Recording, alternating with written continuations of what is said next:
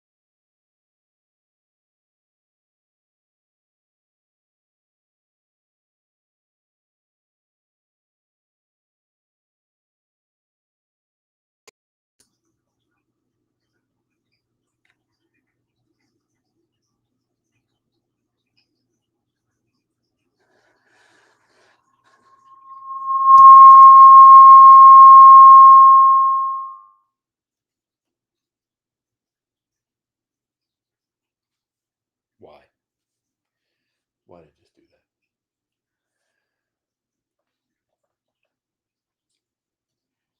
So, ladies and gentlemen who are just joining me on the Yachtib, we're having the opposite day from yesterday. Yesterday, I sat out the gap and go because I don't like buying gapped up markets, and sat out most of the day because there really wasn't much to do. Today was the opposite of that. So today there was actually too much to do. And the one thing about the way we trade is that it really is the same thing over and over and over again. So on a day like yesterday, when you came in to play the fade and there was no fade, there was no trade. QQQ went straight up for about 9 minutes. Then you had a chance to play a slight little fade, and you could sense that it was a gap and go kind of day. And it was a power gap that trapped the shorts that didn't understand what happened on Friday when the market turned and we all took the crash off the table. If you haven't heard,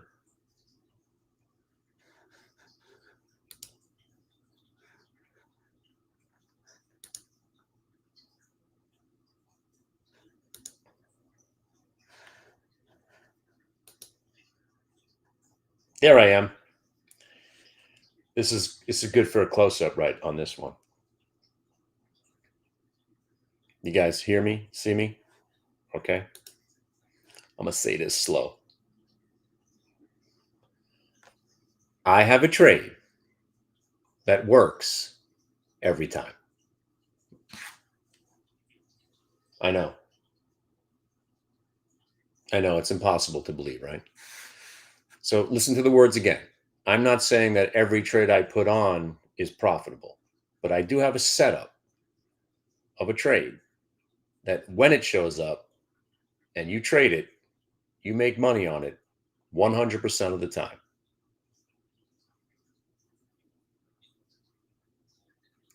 Everything else now that I say is pointless. Where do I think the market's going to be next month? Who cares? Where do I think it's going to be 4 years from now? Certainly don't care. Hey, you like swing trading? No. Do you trade options before earnings reports come out? No. How about put spreads? Nope. Call spreads? Absolutely not. I've got a trade that works every single time. That is all I'm doing now. It's the only commentary I'm going to have. So I called the crash last Thursday. I thought the market would go down a little bit more on Friday. It did. And then the buyers showed up because the market doesn't like to go down. That's all I'm going to say now, right? Live in the moment. That's what day trading is all about, right? And the moment is ours.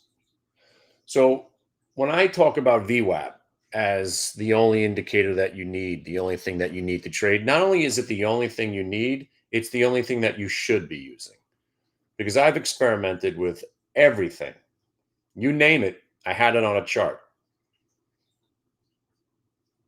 And now, if you see my charts, they have one line, sometimes two. Those two lines, let me show you the Alibaba before we go any further. But before we go any further, let me explain one more time. This trade that shows up provides a winning trade every single time it shows up. But there's more to it. You actually have to take the money. So here's a winning trade. Here's the money. You actually have to take the money. Because 2 Tuesdays ago, about 2 weeks ago, right this moment, I was in the process of somehow blowing. Yeah, don't get your head out of the gutter there. 2 Tuesdays ago, I was in the midst of blowing a trade that works every time. So how did I do that if it works every time? Greed is how that happened. Greed at the worst possible time. So not only does this trade work every time, there's a process to it, right? So here's the money. You have to take the money, raise your stop if you're long, lower your stop if you're short, and lock in the profit. What did I do 2 Tuesdays ago? Instead of taking the profit where I normally do, I decided to get greedy and added to it, and I just chose poorly. It was that day where the market only had that one up move, and then it rolled over and died and took all my money with me, or it. And I turned a trade that was profitable, so the 100% streak was intact. I decided personally to add to the position because I wanted to see,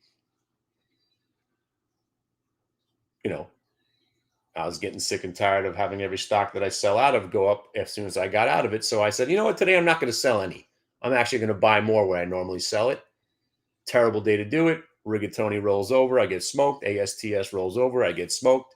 QQQ rolls over, I get smoked. Worst day I've had all year. Moving on, right? Next day, what do? Hey, here's that trade again that works every time. All right, this time take the money, raise your stop. And that's how you make it. And that's how you do it. So don't ask me what I think is going to happen about the market. I don't care. And most importantly, I don't know. I have a better feel for the market than most people. Still don't know what's going to happen, right? But it doesn't matter because you don't need to know. So what we're going to talk about this afternoon or today or right now is using VWAP to confirm what you think is going to happen. And when that happens, when it does confirm your bias, but before we go into that, let's talk about an Isaacism.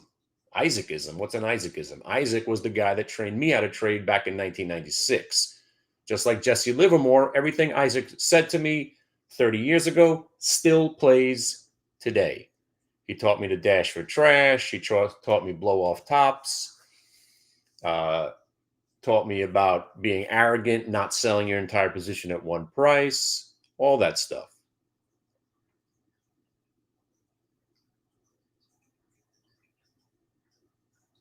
Hold on.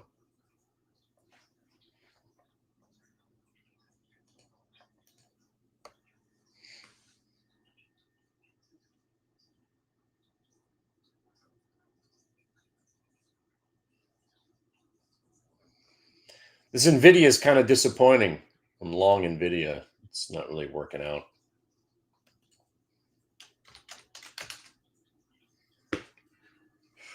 I'm not going to sell it, but that was disappointing that it didn't break. But now it's a triple top. If it breaks, we should get something out of it. So anyway, everything I do, right, is from 30 years of, let's call it, getting my ass kicked. And when I say VWAP has changed the way I trade and saved my trading career, no, it saved my life.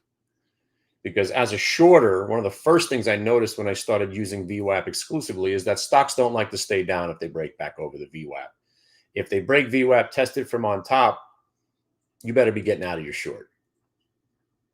And that, just that one trade, isolate that. As a shorter, if you know where the shorters are going to cover, right, then go long too, right? So if you're covering and you know that the shorts are going to cover and it's going to be an algorithmic moment, why not cover and double tap the button? Cover, go long. And when you're covering and going long, you are the greatest trader there is. And it's hard. I didn't do it yesterday, and I because I chose not to do it. There's a couple of trades today I probably should have done it on Coles, but let's talk about this trade that works every time, right? And when I say it works every time, it works every single time. So how did I blow it? Let me elaborate one more time before we go any further. You can still lose money on a trade that works every time. And you might say, oh, hang on. And you might be saying to yourself, how's that even possible? Well, I did it on Tuesday. I added to a position when I normally am scaling out because I wanted to be greedy. I wanted to, finally have a big part of this bull market that I keep missing out on. And of course, the one day I got aggressively bullish, I got smoked. So now we go back to, wait for it. All right, NVIDIA long, it's back in the green now. If anybody's still in, just waiting for to see this. We got to get 793 bid. I can't believe this thing's not breaking 793. What the fuck? Seriously? A quadruple top? No. All right, watch this. I'm going to sell some NVIDIA right now, and it'll probably start ripping as soon as I let go of the button. 72.81 sold. 87 sold. All right, I'm not selling it all because I got to wait to see if this thing breaks the triple top, now the quadruple top. But I'm not going to let it not be a profitable trade now. So now I've taken money off the table. You see what I'm doing there? And if you guys, let me show you the chart on NVIDIA and why we're in this thing right now. Boop.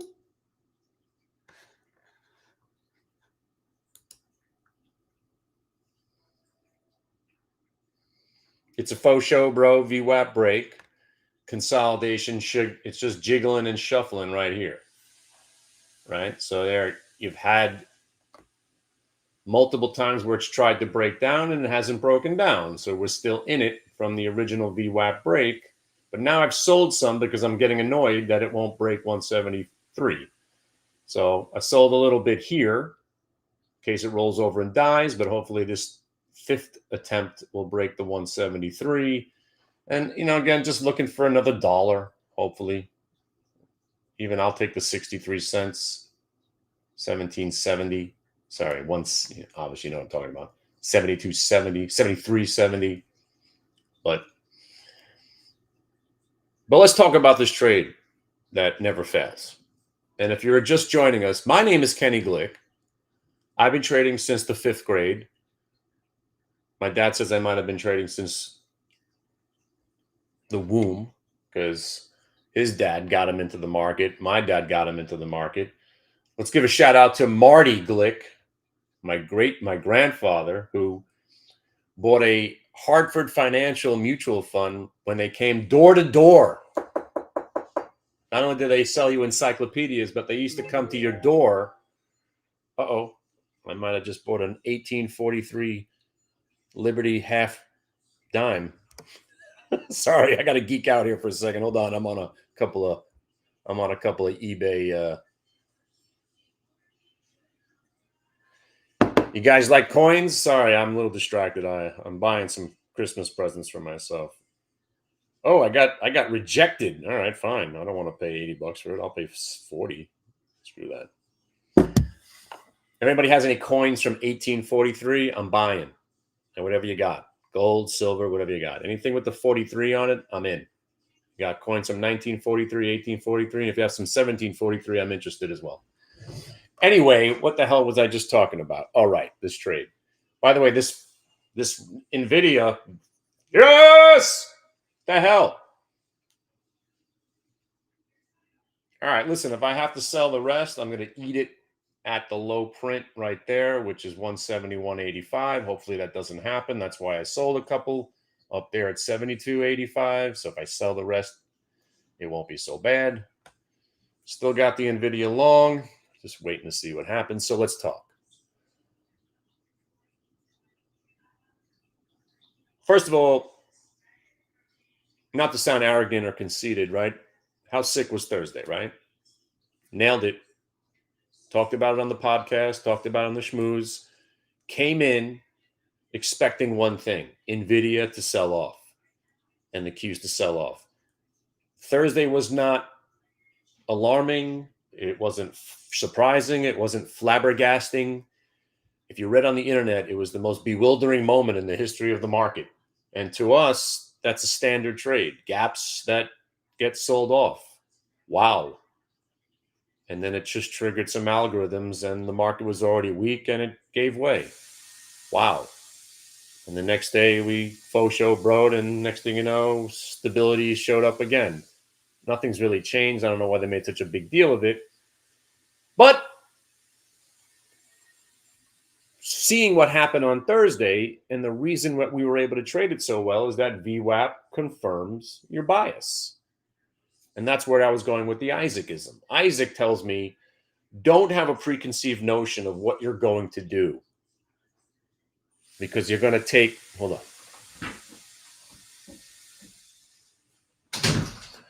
So your brain, right, when you come in thinking, I'm going to do something. By the way, core weave long right now too. Hang on. Just buying. Yeah, you know what? I'm not buying it. Nah, you know what? I don't want to add to a position. I'm just going to hang with my NVIDIA. Core weave just triggered, but I kind of missed it. Let me show you why I'm not buying it. I should be in this thing already. Faux show bro VWAP break. It's probably headed to the multi-day, but look at this move I missed already. I'm not going to chase it. If you're in it, don't sell it. And I should be in this one already. Beautiful setup there. Faux show bro VWAP break. Test them on top. Same trade as always. If you guys are in it, congrats. Hopefully you are. Let's go. Let me just make sure I keep my train of thought here for more than a minute. See, it's hard to do this while I'm trying to put positions on at the same time. This is why we did this thing on Saturday where the market was closed. I hope you guys enjoyed it. So Isaac, as one of the things, taught me not to come in with a preconceived notion of what you think's going to happen. Because then if the opposite starts to happen, it takes you that much more time to accept what you're seeing. Got to check your ego because you thought you were going to be right. So it takes that extra step to realize, hey, I'm wrong. All right, now not only am I wrong, but you got to be brave enough to put money on it, accepting that you're wrong. Let's go, NVIDIA. Here we go. All right. Okay. All right. NVIDIA. Here we go. Now you're getting paid. And if you're in the core weave, I should be in the core weave. Okay. All right. Suddenly I'm Denzel. Okay. All right. Now, I want some more out of this NVIDIA. I waited so long, but, I don't want to get too greedy. Let's see where we're going. Come on, you got to give me at least 173.50, right? Come on now. At least, I was really looking for 173.69. But here, you see the core weave trade? The reason I didn't buy it, especially because I'm doing the show here, distracted a little bit. I don't want to add to positions, but I got my NVIDIA long working out, right? The core weave, again, this is just your classic faux show bro. And again, if you guys aren't trading core weave, stock's great to trade every day. It's on our watch list every day. We were talking about watch list. Don't forget me to go back to the Isaacism and confirming bias. I know I'm trying to have 6 conversations at once while I'm managing my NVIDIA trade. 43 sold to you. 73, 43 for good luck on the NVIDIA. Everybody's long NVIDIA now. If you're long the core weave, you should be looking to sell, but don't sell it all. Isaacism. Don't sell it all at one price, because if you get through the orange line, you're going to go a lot higher. But you sell at the orange as you're making this money. NVIDIA, there's a 73.50. Thank you very much. Have a nice day. Good job. Everybody long NVIDIA. By the way, that came right out of the chat room. Thanks very much. And we should have been in a quarter weave. I haven't even got to the trades today. So let's talk about Isaacisms again, right? Confirmation of bias. Thursday was the awesome day because the VWAP and the price action confirmed what I believed what was going to happen. Isn't that fantastic? Right? Don't you want that in your life? Hey, somebody to walk up to you. Hey, you know what you're thinking? That's exactly what's going to happen. Go get it. Go get it. Yeah, you're right. Or somebody that you trust says, hey, no, you don't want to do that right now. Don't do that. That's what VWAP is. So for me, and again, this NVIDIA trade, bang, cash. There you go. Oh, right? I could talk and trade, teach all this stuff. Look at me. You guys are long NVIDIA right now. Now you can have it back. Bye-bye. Now you raise your stop to the 173 and hold on. Hold on to the dream. Oh, by the way, this is also in remember the whole mantra, market never goes down, but it went down this morning. Did it? Great. You see, now you understand why I'm a bear. Because days like this are good. Days like yesterday suck. Gap and just go up all day. There's nothing to do. Days like today, as a bear, I know shorting is short-lived and I'm going to die. But damn, it was good. Because we crushed everything this morning. And now we're not short. And now we're long. That's the kind of day you want. So let's go back. Bias confirmation, right? All right, you don't have to look at my face too much. Let me just shrink my face down. Bias confirmation, right? Like if you were looking for a reason to buy NVIDIA today, how about a fake them out, shake them out, fake them out, shake them out, fake them out, shake them out, VWAP break. Fake them out, shake them out, VWAP break. You don't got to ask me twice. The trade works almost every time it shows up. Fake them out, shake them out, VWAP break. I'm in. Right? Shake them out, fake them out, VWAP break. I'm in. And now I identify my risk. What's my risk? Prior low candles. Did it break prior low candle? No. Choppa, choppa, choppa, choppa, choppa. I have to sit through all this chop because it's telling me I have to because it made a new level right there. If it would have broke here and here, I would have said, this trade sucks. I'm selling. But because it didn't, Blanche, because we only trade what is happening, did it break those prices? No. So you're still in the trade. Now it went to the prices where we thought it could go. Sell it. Right? Now you sold and you raise your stop to, let's call it 173, 70, 68, where we sold some on the way up. That's where your new stop is. So now you think, hey, Kenny, could it go up to the orange line today? Yeah, maybe. I'm willing to hold on to some now that I've taken some profit. If it breaks down under here, I'll sell the rest. If not, I'll hold to see if it gets back to the high of the day, maybe even the green line or the orange line. Okay? All right, so now let's talk about bias confirmation. You guys know that I hate Chinese stocks, right? I think it's an insult and disrespectful to America that these worthless piece of shit communist stocks trade on our wonderful stock market. I think they should all be delisted. They should all be zeroed out. You should lose all your money for being in them, and they should be banned from the stock market. That's exactly how I feel. I'm not trying to disguise how I feel. I'm not trying to be subtle. I want them all gone.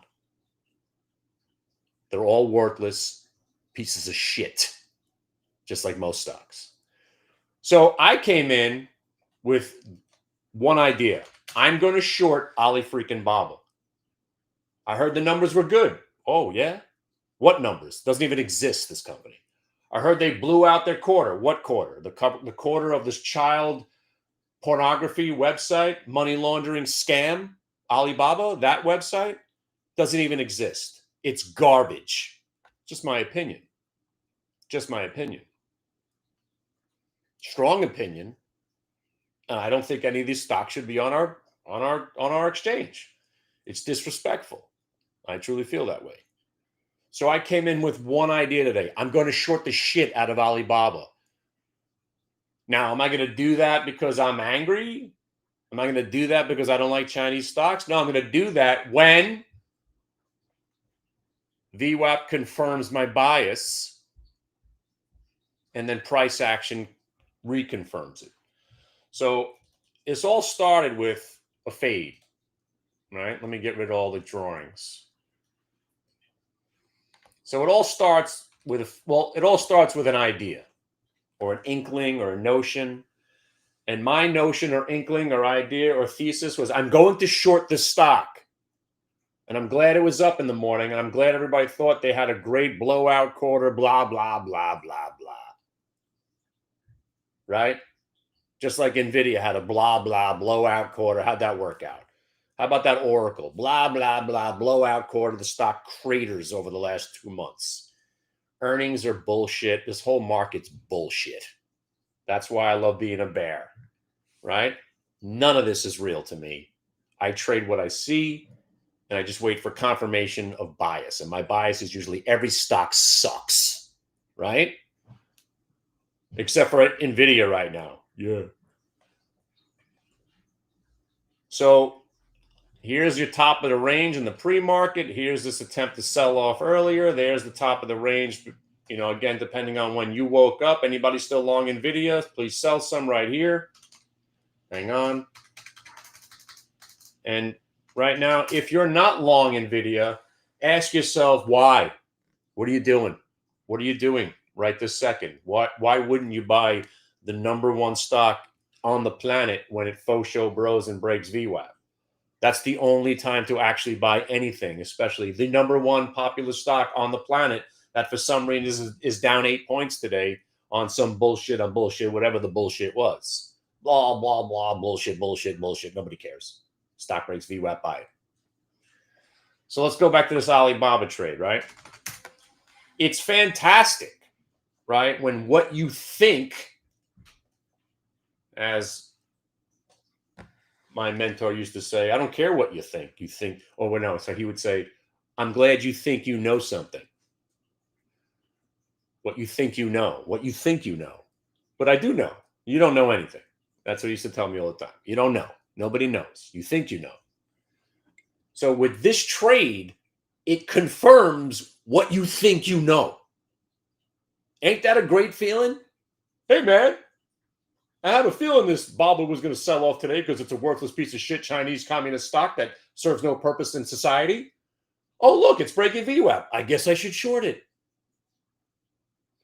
And then it goes to the orange line. And you're thinking, man, Kenny, this trading is as easy as you say. I know. And we cover 70% of the trade right there because blue line to orange line is what we do. Because this is the market. This is the rigging of the market, right?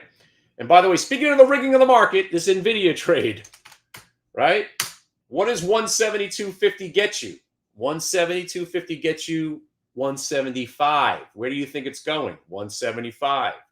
If it breaks 175, it's breaking the high of the day. You got to start factoring in the stock's about to go up 3 more points. That's why Isaac says, don't sell your entire position at one price because you don't know how high it's going to go.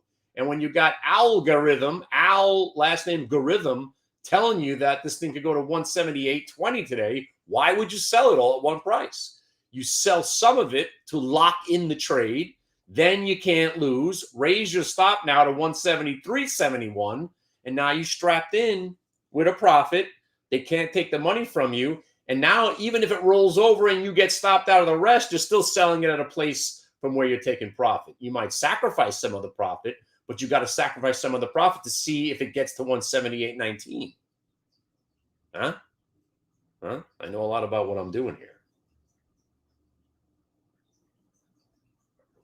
See, it's a day like yesterday, which I also didn't know what I was doing, but I hate yesterday. I hate bull markets. I hate gap and goes. I hate Mondays that do that because there's nothing to do. But we did exactly what was there. What were you supposed to do yesterday? Sit, do nothing, wait till the market closes at highs. Nailed it. UVXY short, QQQ long, all day. There's nothing to do. basically watched 5 Resident Aliens and another Pluribus. And if you're not watching Pluribus, stop what you're doing right now. I know you like me and all, but go watch Pluribus. It's awesome. And luckily, my wife doesn't really like it too much, so good. I got a show I could watch on my own. I love it. And it's got deeper meaning, lots of deeper meanings if you like that kind of stuff. All right, anyway. But let's talk about this trade again. So Ali freaking Baba, right? Short. Everything you wanted to know about trading, all right there.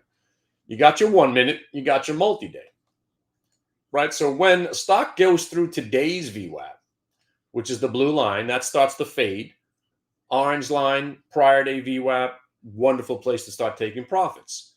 So now Isaac says, okay, don't take your entire profit at one price. All right, cool. We cover here, and then we place a stop where it broke down from.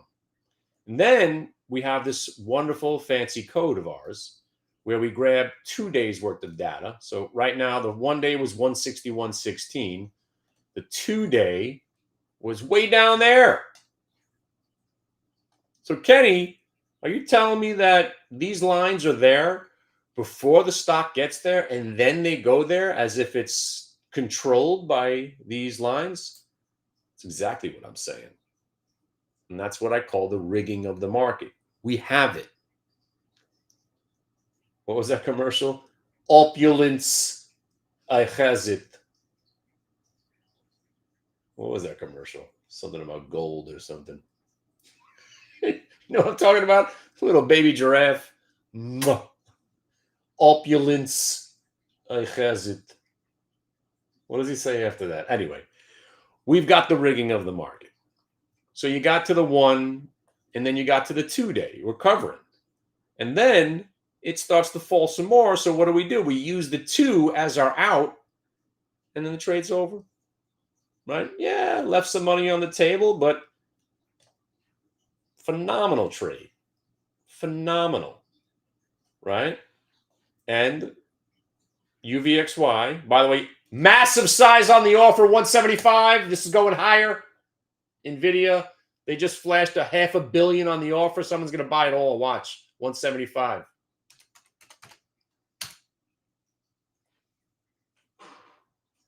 Thank you. Thank you, Mr. Acavano, 175.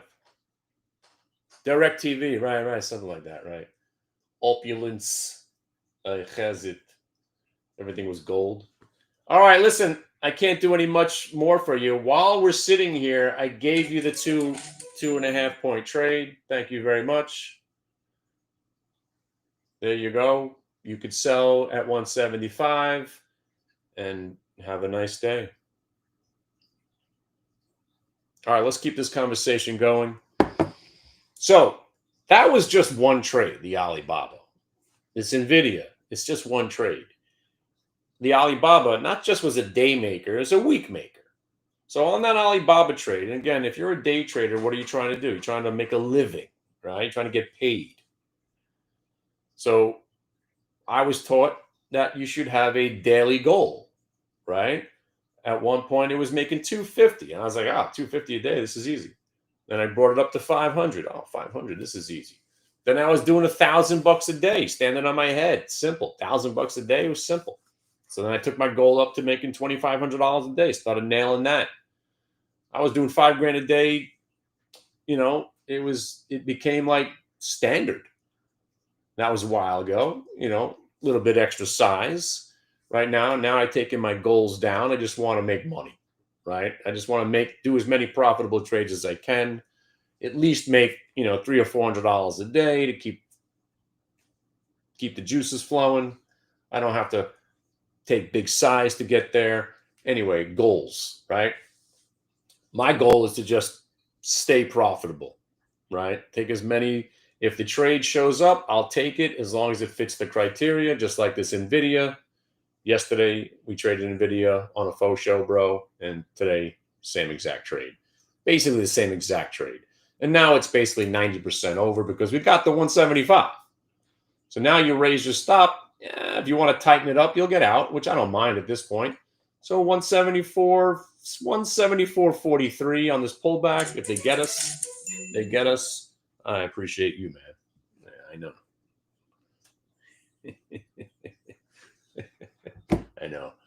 I know. We're going to get stopped out right now. It's okay. And there she goes. Bye-bye. All right. Now we're done with NVIDIA trade. Thank you very much. Thank you for playing. That's good. Have a nice time. All right. Now we're flat. I can have a normal conversation. All right. Out of the NVIDIA.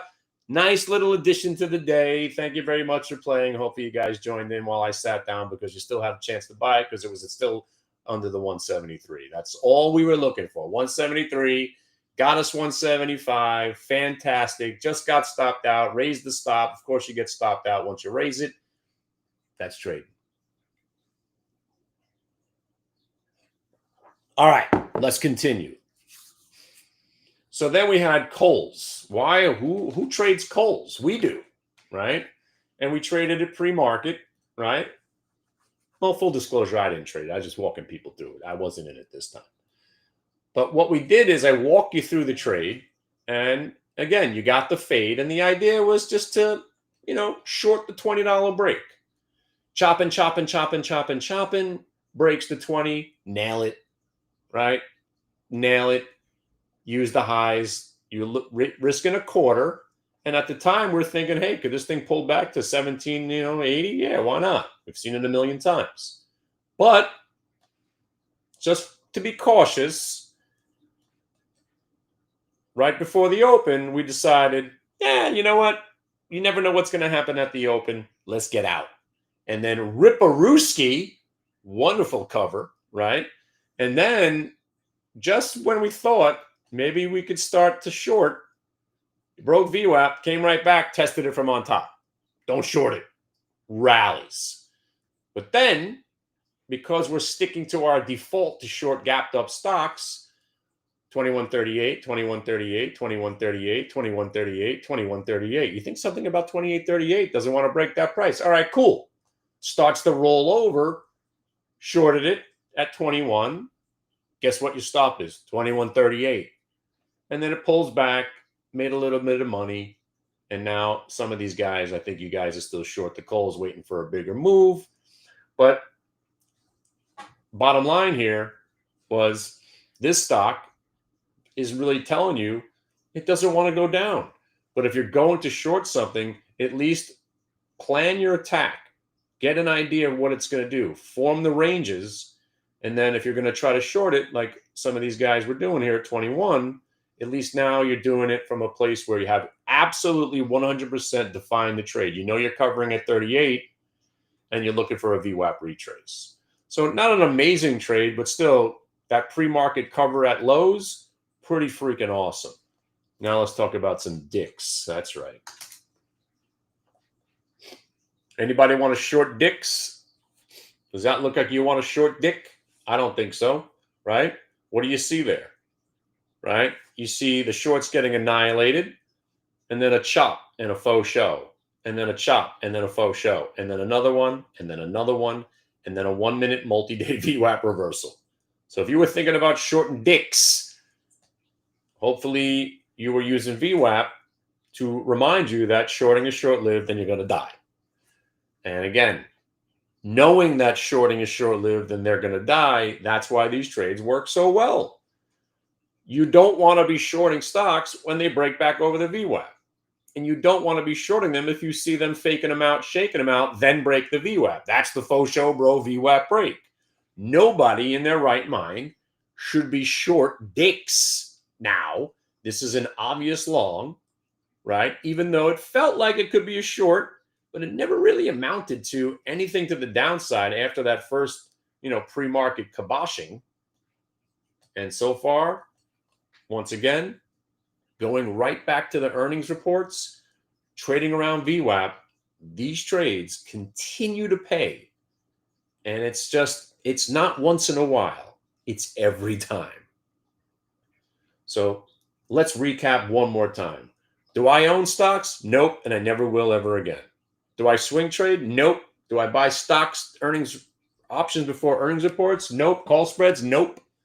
Put spreads, credit put spread, credit call spreads? Nope, nope, and nope. Nope.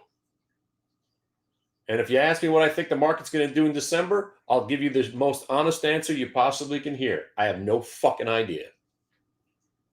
Nobody does.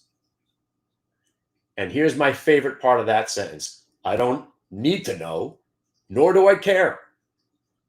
Because I'm going to keep taking trades that work every time they show up, and that's what I'm going to do. So while people are trying to figure out what's going to happen, good for you. I hope you nail it. I'm not going to make a better call in my career than I did on Thursday. I don't need to make calls anymore. I'm leaving it right there.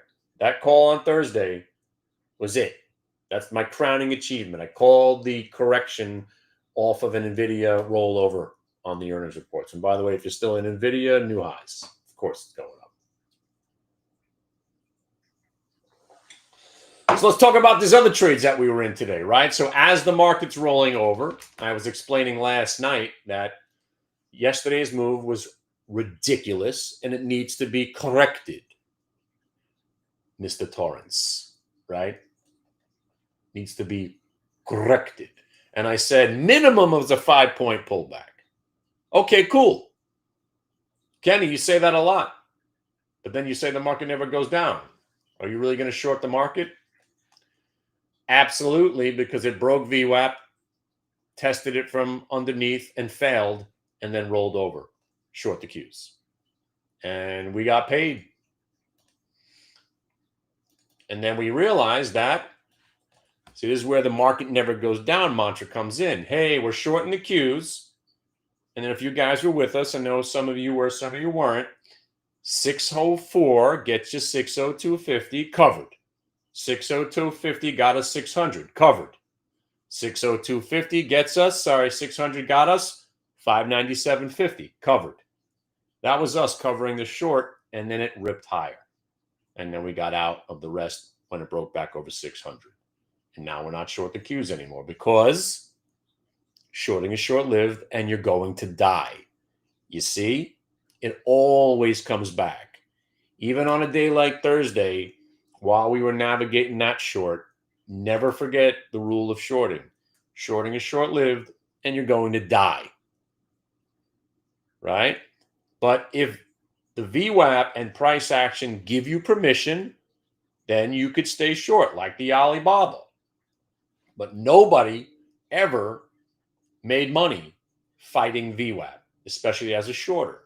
And that's why this trade means so much to me, because it really, not only is it a profitable trade for the long trade, it's a daily reminder. A daily reminder that this market does not want to go down anymore. It's built to only go up. Shorting is short-lived and you're going to die. And if you're not using VWAP as a shorter or as a day trader, why wouldn't you? It provides everything that you need on an intraday basis to make better trades than anybody else that's not using it. And the more people that use it, it becomes a self-fulfilling prophecy. The reason this has been getting better is Solid and I, my disciple, we are like the Pied Pipers of this industry. The more people we teach, the better this gets. And like I've been saying, I've never seen it work every time. And it's working every time. Inevitably, we're going to get some losses. And obviously, I showed you how to blow a trade that works 100% of the time by getting greedy. But as long as you're not greedy and you follow the procedure, the trade works. But if you don't take the money and you let it become a loss, that's not the trade failing. You're failing. You crying? I ain't crying. You're crying. So don't do what I did on 2 Tuesdays ago, right? Don't fight the market. Do use VWAP exclusively. Get rid of your moving averages. There's no need to just stochastics or RSI or moving averages or Bollinger Bands or Ichiro clouds. None of that works. It's voodoo. VWAP is the algorithmic language of the market that we live in now. Accept it, appreciate it, and now take a moment to really reflect. And we'll take this moment together. All right, hold on. I want to show you something first.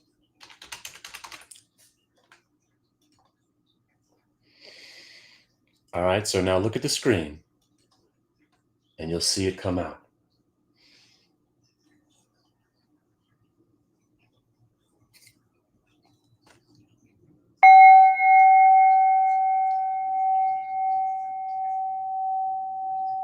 Breathe in the VWAP.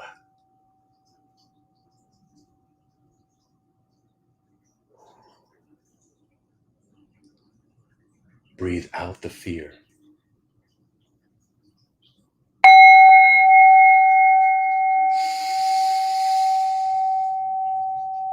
Breathe in the VWAP.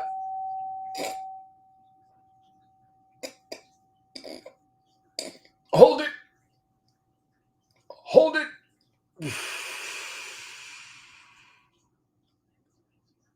And breathe out the Goldman Sachs. One more time.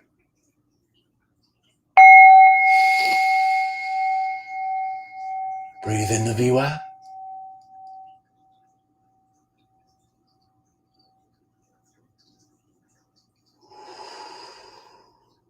And breathe out the CNBC.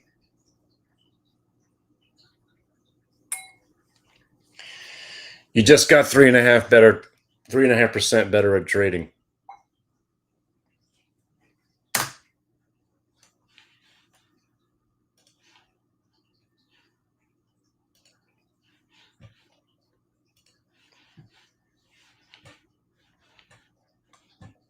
No, you're the best. Thank you. I'm just having a good time. I'm glad you're having a good time with me. Where'd my chart go? Hey, I'll tell you what happened. Hey, Fredo, good to see you. Hey, how's it going over there?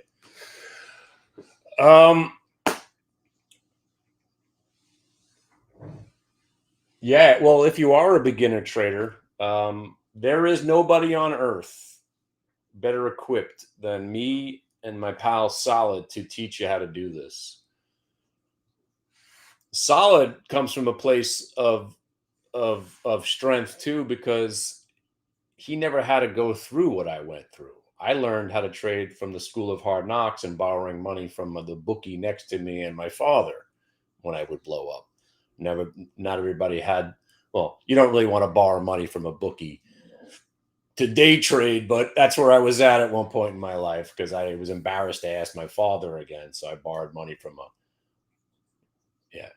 he's a sort of a friend. But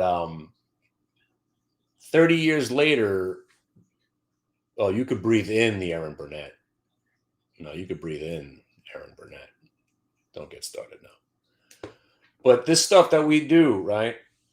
It's never going to be easy, as I proved last Tuesday. It's never going to be easy because you get days like yesterday where you get frustrated and you just want to do something and you wind up doing something stupid. These trades instill the discipline that us nudniks need. I'm a very undisciplined. I'm conservative and disciplined, but I'm undisciplined at the same time. I'm very emotional, if you know me, right? And I got to keep all that bottled up. VWAP does it for me because it's telling me whether I'm right or wrong, and it's a big thing. And then the price action gives you where you're supposed to be taking these profits or taking your small losses. And then you go back to Isaacisms, enthusiasms, Isaacisms. Don't ever get out of your entire position at one price, right?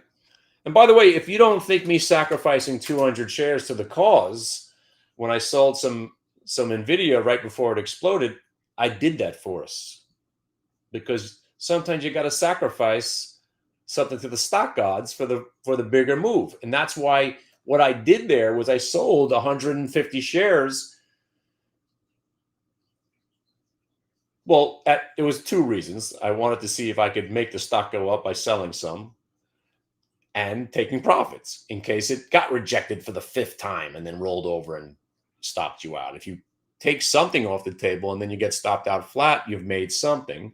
In this case, the ironic trade is I sell, stocks go higher. We all had that experience. It happens to me more than often. In this case, I kind of, I still had a little bit, but I sold a little bit. You just don't sell it all at one price.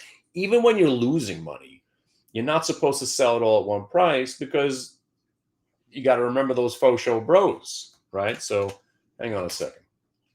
By the way, if you're still in the Burlington, well done. Who the hell even thought we would be looking at this stock today? And it's so great.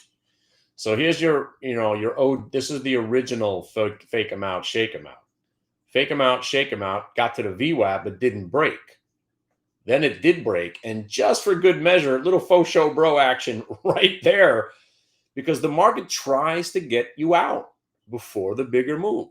So let's say you're so nervous, right? You're the most nervous trader in the world.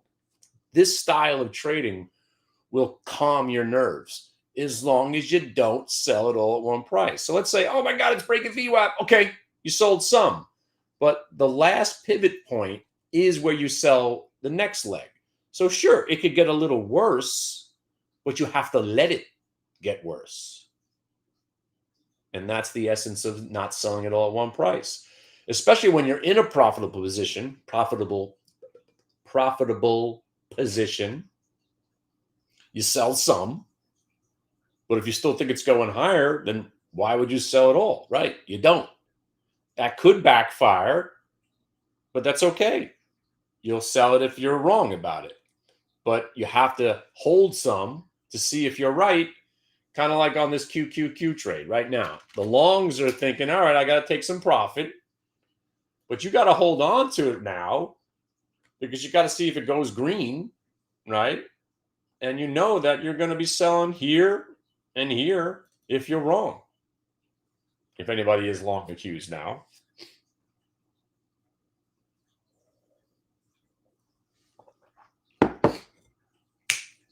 And yeah, that's my story. So let's go back to some other topics we talked about today. Watch lists, right? You guys know what the watch list is. Here's my watch list every day. QQQ UVXY. Open NVTS. I look at the quantums. I look at some metals. I look at some nuclears, right? And then I've got the list of stocks that reported earnings. And then there's always a few biotech stocks that are ripping. That's way more than I need. Way more. That's why when I talk about these scanners that I have, these scanners that are scanning the ideas that I already had. I don't need a scanner to go out there and try to find me the opportunity. The opportunity is here. It's presented every day. You could trade NVIDIA for a living every day. This makes this kind of move. You could trade Qs, UVXY, and NVIDIA for the rest of your days and never look at any other stock. You'll be fine once you understand market mechanics.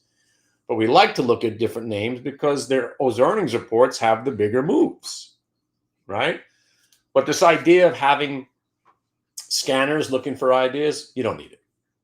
Plus, they don't work. All the scanners that people are trying to sell you are just parameters that they think work, looking for ideas. There's so many. The ideas are just, there's so many. How many do you need, right? So, a couple more today. Oh, well, hang on a second. I got to do something with these Qs.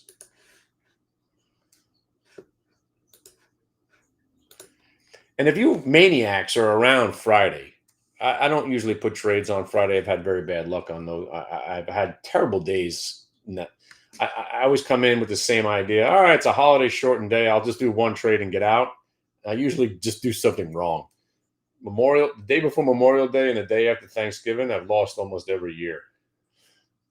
But if I'm not hungover, which is a good chance I will be, maybe we do hang out. I'll launch the room. Maybe we hang. Maybe we open it up for everybody. Maybe have like a midday schmooze or a hangover schmooze. Hangovers.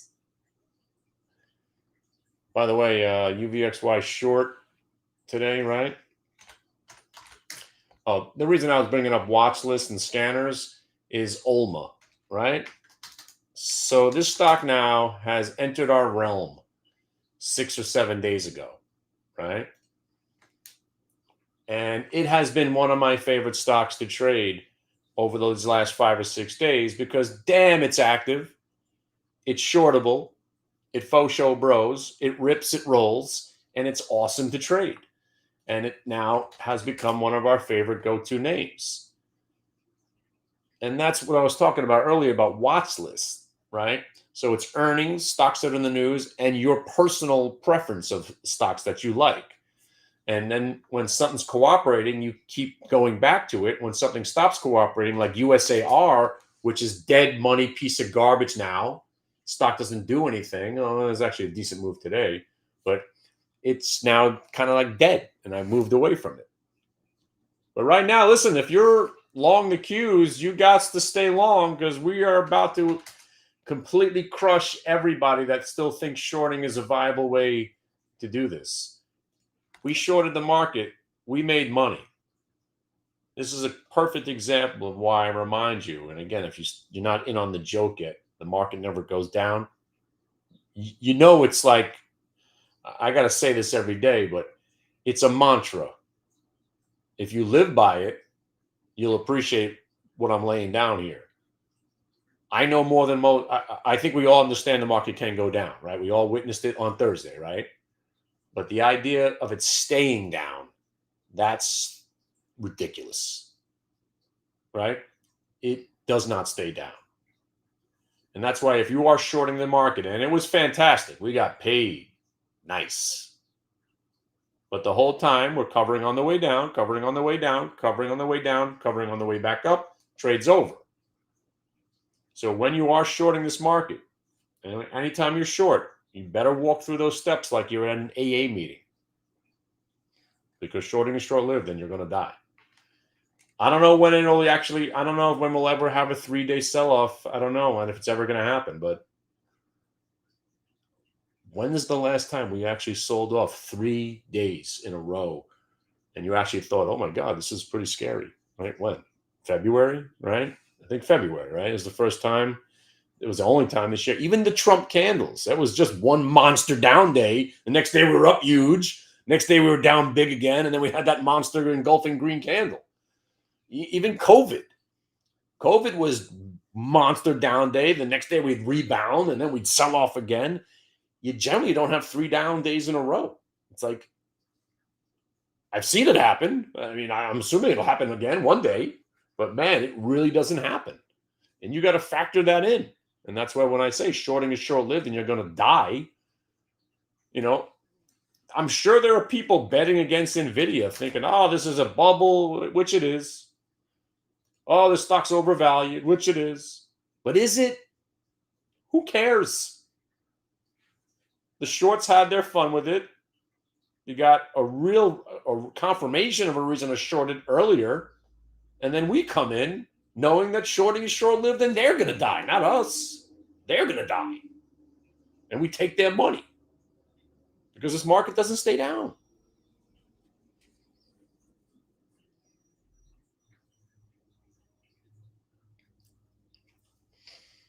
And that's why these junky stocks that I love so much that came back, like ONDS, this is, you guys know about this stock? This stock was a joke. This was an Andy Dufresne that was just a penny stock.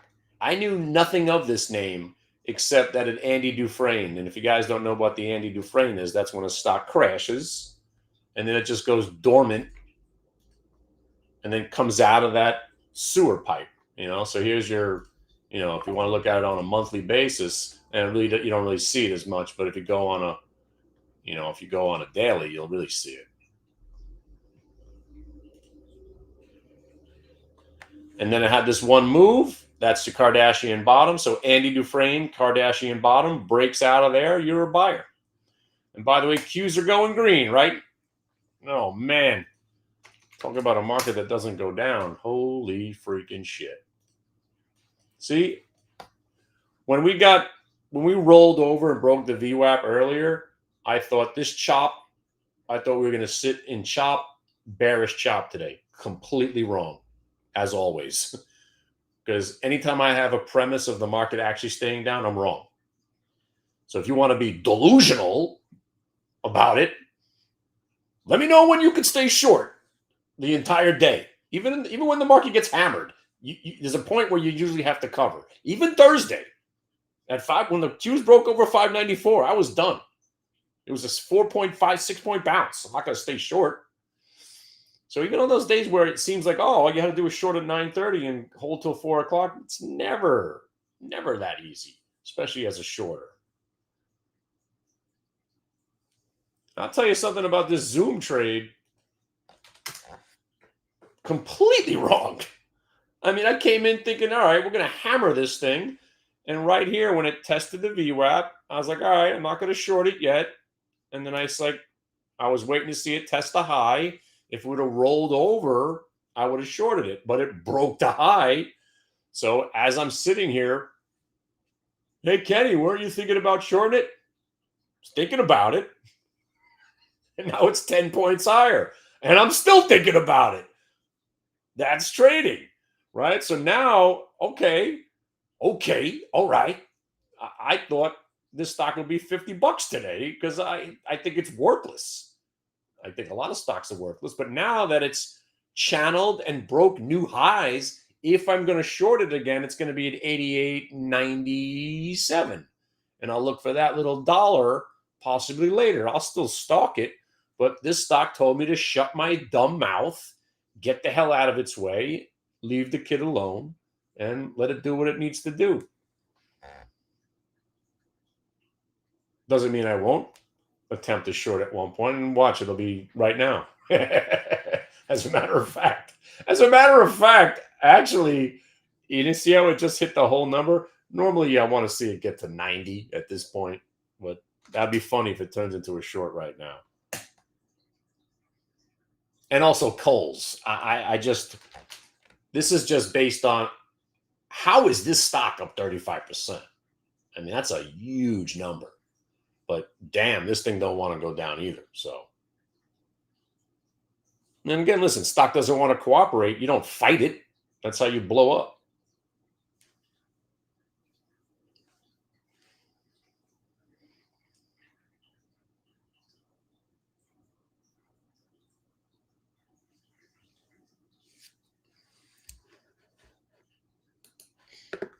By the way, you guys remember when the Qs were at 597.50 today? It's amazing. I mean, this is pretty big. This is a pretty sick move. I mean, we got 6 points to the downside, 6 points to the upside. Crazy. See, and this is why I'm a bear. You get better days to trade with more bearish volatility out there. Because when the market does give the shorts an opportunity to make some money, it never lasts. That's what makes those good days, because you know it's not going to last. You know the market's going to fight back. By the way, if you're in Burlington, fucking A. New highs again. Damn. Nice play.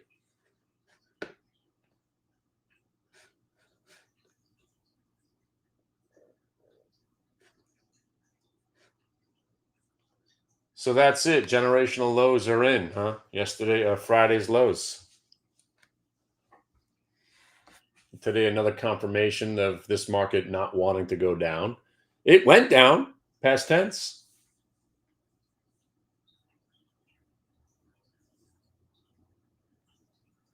It's amazing, actually. Fucking crushed it. Ba-dum, bum, ba-dum. So what do you guys want to do now?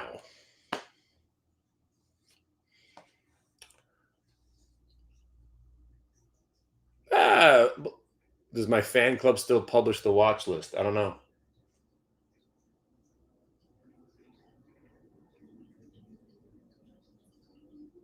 I guess you missed the point of the last hour conversation. Every stock's on the watch list. Once you know how to trade, every stock's on the watch list. Or you could just trade Qs, NV, Qs, Open, and UVXY. Just look at companies that report earnings.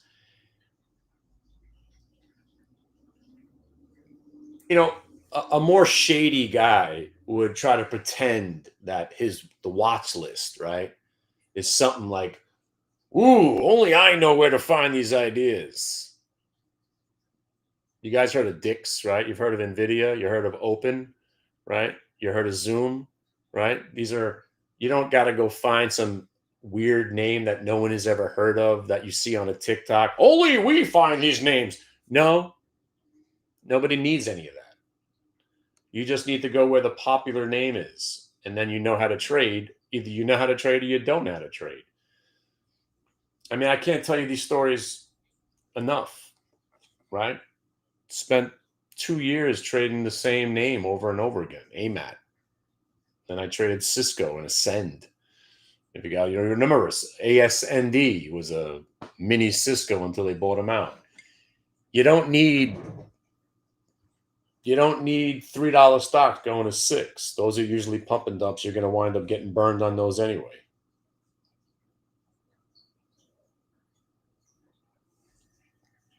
What you need is VWAP, multiple time frame VWAP, and hanging with people that know what they're doing.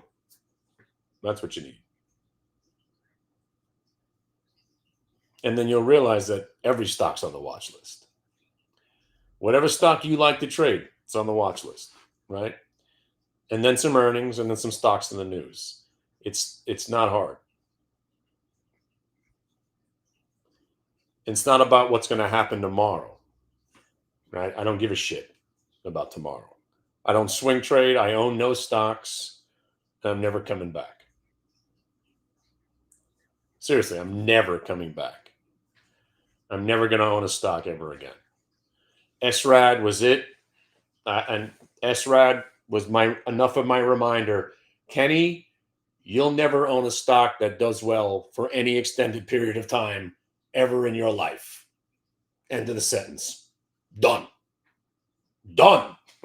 I'm never coming back. I can trade a trade that works every single time. Nothing else works for me. And that's where I'm staying. You want to own stocks? QQQ. I'll see you in 4 years. I'm sure you'll be up, right?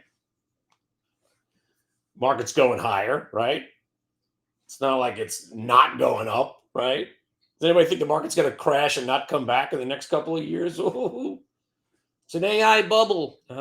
Yeah, so what? And the bubble, they'll keep pumping the bubble for the rest of our lives. There's nowhere else to put your money. Maybe if interest rates were 12.5%, then the market would have some trouble. By the way, bring it. 12.5% in a CD. Ooh, excited.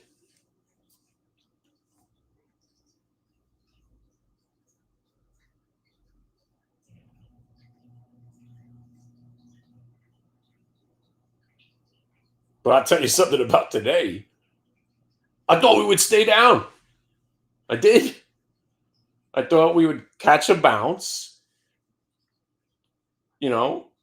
consolidate, and I thought we would stay weak today. I did. See, I'm wrong again. But can't take the money from me now. Right? It's just so sick.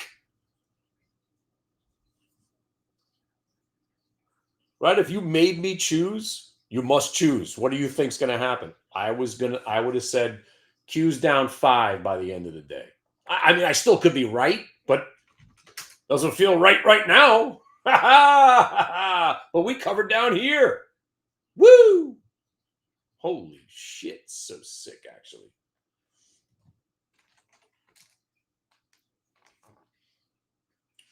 No, the only stock I'm going to own if the market crashes, I'll buy back Palantir and Tesla. That's if the market crashes.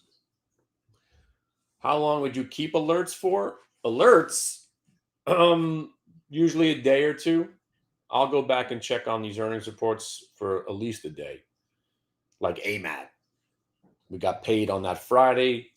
The stock followed through Monday, followed through on Tuesday. It was pretty awesome. Usually 3 days, but then suddenly your list is like 30. You got 90 stocks you're watching. Usually I go with the fresh name.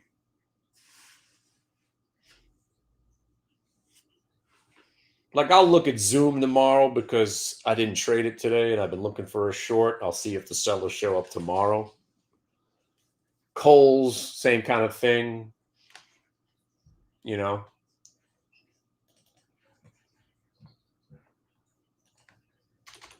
some of the names that didn't do what I thought they were going to do, I'll look at them like all of these stocks. Zoom, Kohl's, Best Buy. You know, I expected all these to be shorts and, you know,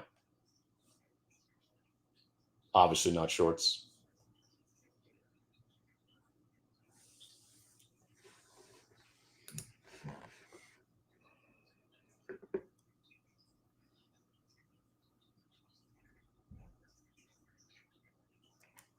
So this market is not just not bearish, it's super bullish now because you got sellers out of the way this morning.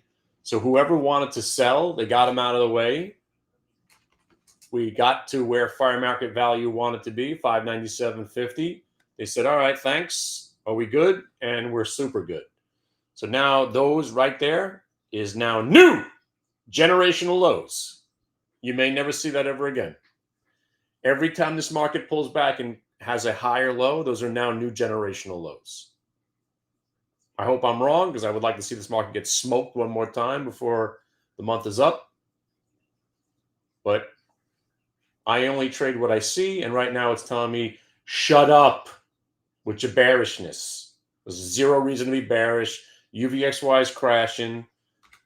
And if you guys are still short UVXY, I am still short UVXY. I keep forgetting to mention, just full disclosure, I'm short naked calls on UVXY. I'm always short UVXY. Always. Not as much as I was last year because I can't take that risk ever again. But I'm always shorting. Always short. So I'd just like to ask one more question before I got nowhere to go. But somebody said a couple of weeks ago that they always have UVXY long as part of their portfolio as a hedge. My response was, no, you don't. Because you'll be broke. All it does is go down perpetually, in perpetuity, always and forever. Not only should you not have UVXY long as a hedge, you should be short always because it always goes down. You should never, ever, ever, ever own UVXY over any extended period of time, ever. There's never a case to own it for more than 3 days, ever. 3 days is all you'll ever get out of it. 6 days, I guess, once in a while if the market's actually crashing.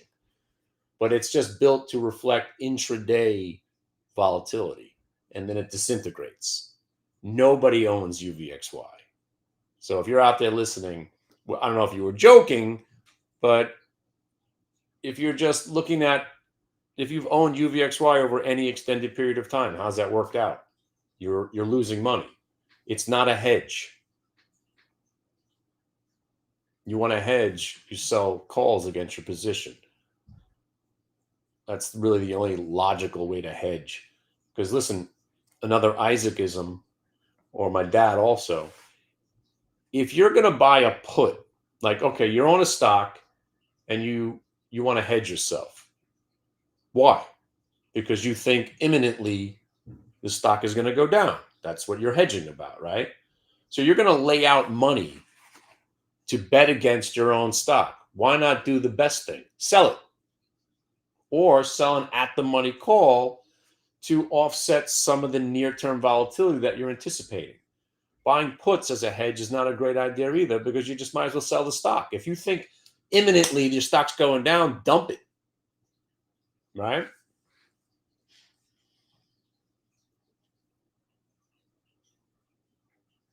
But right now, nothing's going down. But the rent.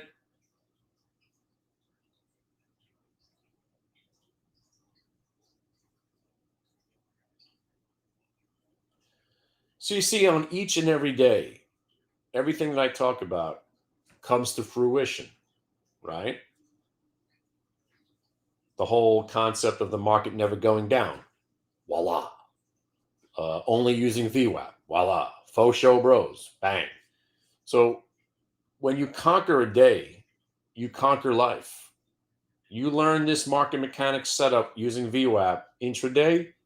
You want to extrapolate it, you want to expand it to swing trading and investing, you can.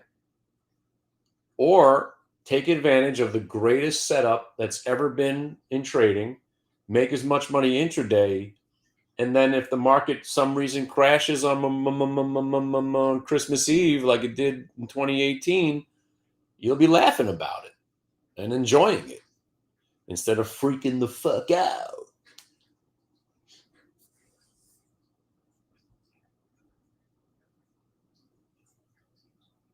Right? A lot easier to trade Thursday when you own nothing, right? Speaking of owning nothing,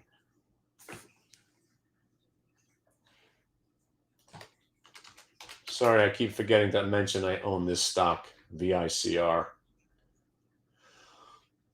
It's so dead, you can't look at it intraday. That's why it's like, next time this thing gets to 90, I'm probably going to sell this too. But there's an interesting story. They own a piece of another IPO that's coming out, Cerebus, which is supposed to be a rival to NVIDIA. That's big. And it's coming from a trusted source. And, we're still up 30 points on this trade. If anybody was with us a couple of months ago when we bought it, it's just difficult to look at intraday because there's not a lot of volume. It doesn't give you a heads up. But you got a little faux show the other day. Hopefully it breaks back out. I'm probably going to sell it if it gets into the 90s again, but we'll see when it gets there. Anybody have any questions before I go eat breakfast or something?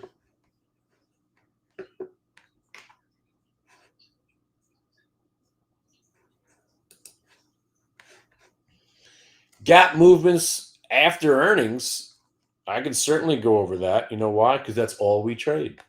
Very good. Yeah. So gaps usually get sold off, and gap up, sell off, gap down, you're a buyer, right? That's the premise, right? And it's easy to understand because let's say you bought something, it's gapped up. What are you going to do? You're going to sell some. That's the idea behind the fade. That's what the Alibaba trade was, a fade. So you're shorting it just based on the idea is that you're just looking for those profit takers to show up. And when do they show up? VWAP breaks, pre-market pivot low breaks, multi-day VWAP break. And this was a pretty sweet trade. The flip side is the stock that opens up getting hammered, right? Like AMAT the other day or 2 weeks ago, Q's new highs. AMAT was down big. There was no debate. We're buying it, right? And then it broke VWAP and you bought it. So it's just gaps. The gaps, you're trading the gap. So like Zoom, I'm looking to short it, but it faked them out, did a faux show VWAP break, and then it tested from on top. Something, if it pulls back to the VWAP and holds it, and then rallies off it, that's a new reason to buy. So you're just looking for confirmation of what the stock is doing. And by the way, Qs are up $1 now. Oh, man. Good luck being a shorter.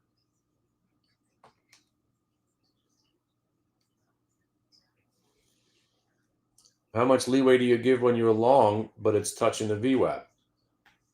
The answer is three areas, right? So you don't want to use VWAP exclusively just to get out of your entire position at one price. By the way, this is starting to annoy me that I just let the Qs go up 7 points without getting involved in a long trade.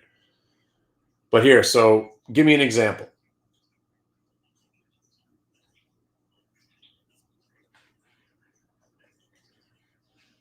So let's use, what did I trade long today?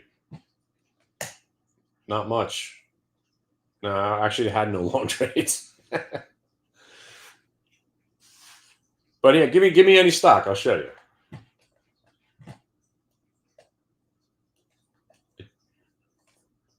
Yeah, let's just go with MBIS because it just went by, right? MBIS. Perfect, right? By the way, this is actually still a buy right now. It's about to go to the orange line.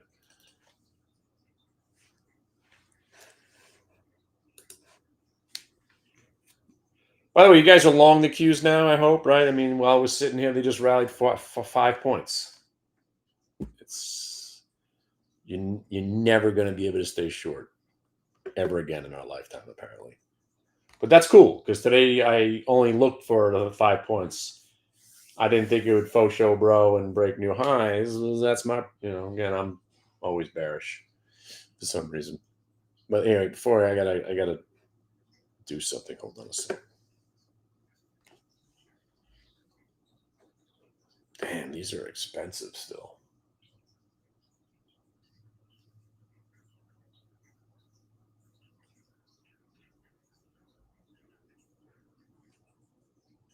Here, you see what's happening on an MBIS, right? When I said, hey, it's going to go to the orange line, and then it goes to the orange line, the market's rigged, right? I got the rigging right there. Have a nice day. Now you sell some. So this is, all right, so let me walk you through a trade, right? That's why I just said, give me a random symbol. All right, little faux show, bro, hits the VWAP, gets rejected, right? But let's say you bought that VWAP break. Like you just bought the VWAP. You saw the fake out, you saw the shakeout, and now you're buying that VWAP. Kenny, I thought you said this trade works every time. Well, it's not an earnings report. It's an earnings report when it works every time. But you got the faux show, and then it breaks VWAP. And again, there's 2 ways to trade it. By the way, NVIDIA new highs. If this thing's going green, the whole market's going to be up at like 20% today. Because listen, the best moves of the market, if you haven't noticed, come on the broken backs of moronic shorts like me that still think the market could actually stay down. You see how it's the same day? The market goes up more after it convinces people that it's not going to go up because now the shorts are covering and the longs who are waiting are now piling in. And then the algorithms kick in and the market never fucking goes down. Get it? Get it now, finally? You get it? NBIS. Look at this thing, right? How'd you know it was going to go to the orange line? Because that's how the market works. Market never goes down, ever. And when it does, it never does because it never goes down. You get the joke now? It never goes down, ever. So let's say you're that guy. You bought it. Oh, no, it's rolling over. Okay.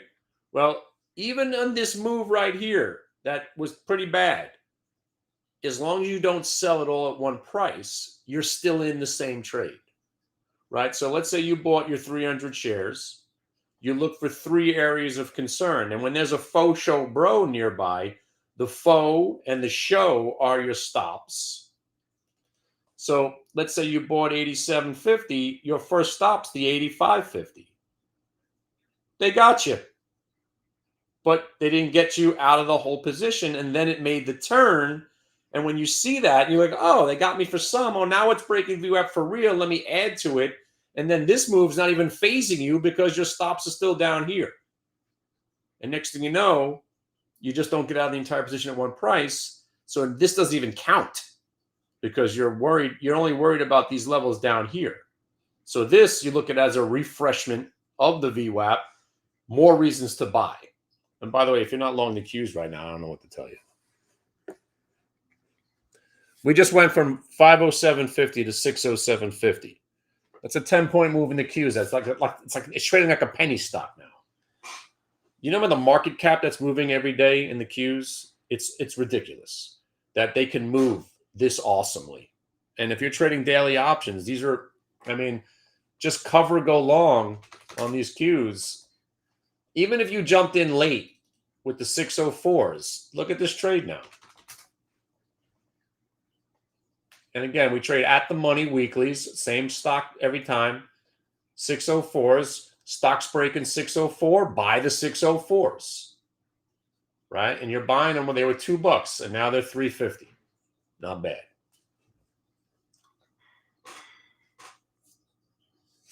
And by the way, you're in the midst of the moment that I'm trying to get through to you.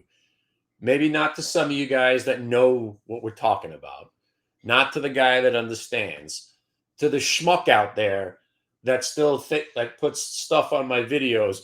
Well, this idiot still thinks the market never goes down. Yeah, this idiot who thinks the market never goes down. How's it working out today? You get it now? Jack off? You see? So I trade with this notion that the market's never going to go down. I get it. It did go down. It went down on Thursday, and it went down this morning. I get it, more than most people. But if you trade with the notion that the market never goes down, you won't be on the other side of this. You'll be taking your profit on the short and going long because the market never goes down. Get it now? Finally? No, you don't. You don't get it. You don't get it. You'll just be that schmuck on the internet, Jimmy. I know you're out there, Jimmy. Yeah, I'm talking to you again. Right? It's been 12 years now. You get it now? Right? Or Gail. You out there, Gail? Criminally negligent. Gail. You out there? Gail, do I need to remind you every day that the market never goes down? You were still shorting the Qs at $85. How'd that work out for you, Gail? They're at 607 now. I get it. They did go down every once in a while since they were at $85, but you were talking when I was saying how the market never goes down, they were $85, Gail. Yeah, I know you're out there. You're probably hanging out with Jimmy somewhere, right? Market never goes down.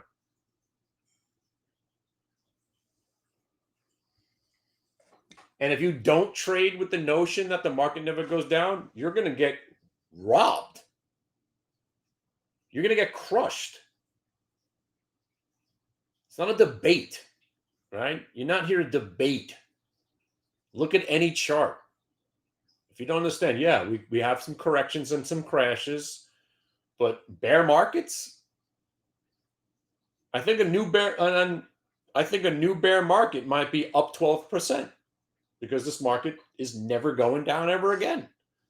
There's too much money. Same thing with this worthless Bitcoin. Inevitably, that's going to bounce too because people like it for some reason. To me, it's a pyramid scheme, Ponzi, but so is the market.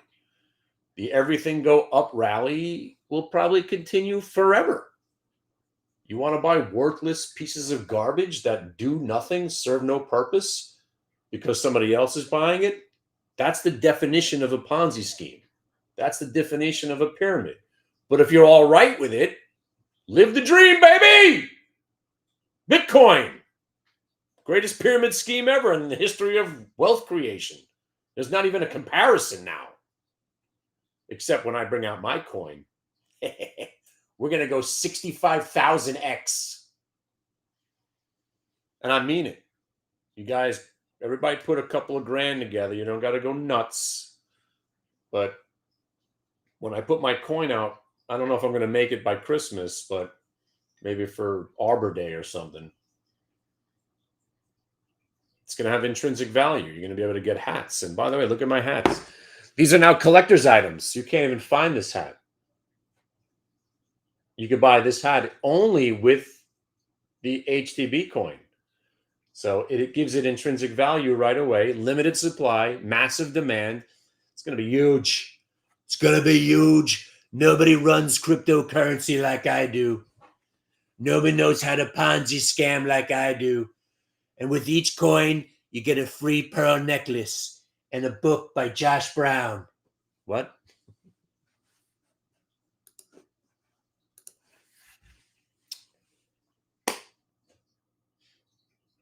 Hey, I'll be in Vegas if you want to buy me a drink.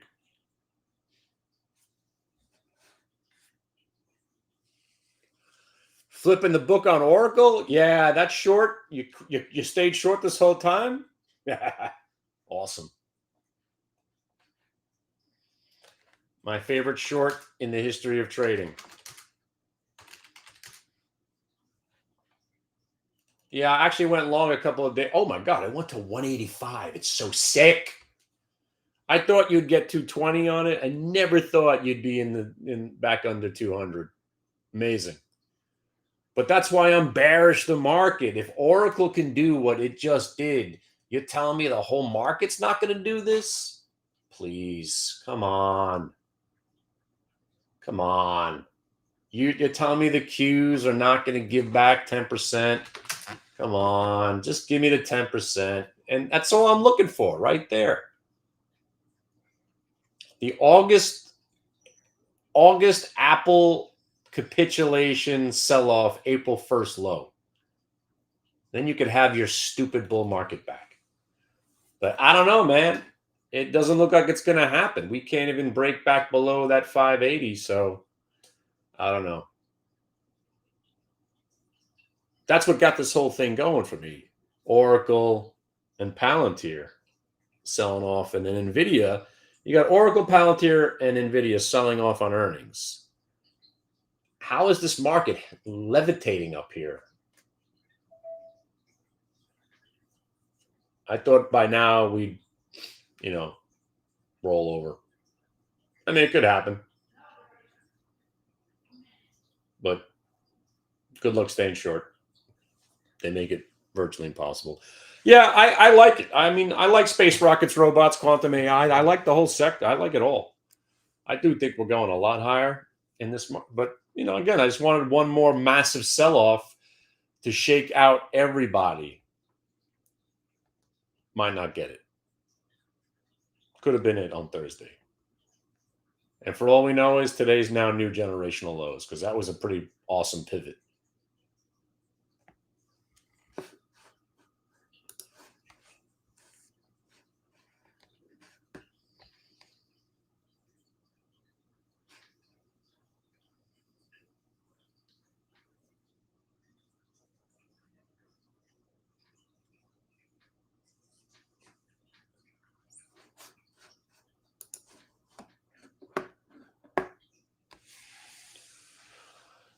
It's the same exact process on the way up, 607.50 and then 610.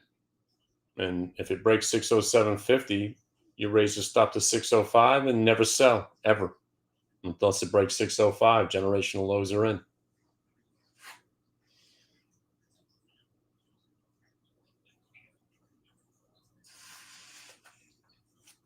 By the way, if you don't appreciate what we're witnessing here on a daily basis and the whole idea of the market never going down, are you delusional? Does anybody see what's going on? How like the market goes down one day and then we're basically strong or flat for 3 weeks, right? Does anybody not catch that? Every time the market goes down, it goes right back up and it's becoming shorter and shorter and shorter. That's why the new bear market is 12 hours. So if you sell off at 12 hours, now you're good for the next 3 months, which is probably what we're witnessing right here. Nobody is selling shit. Everybody wants in. How are we going to go down?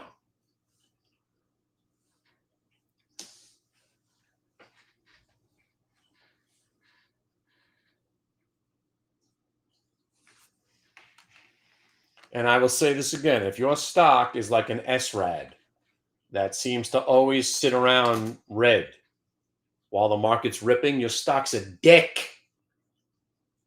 Sell it. Doesn't deserve your money. If your stock goes down 2 or 3 days in a row in this market, your stock sucks. It really does, like this stock. Garbage. Nothing stays down in this market. Nothing. Sorry, nothing of quality, right?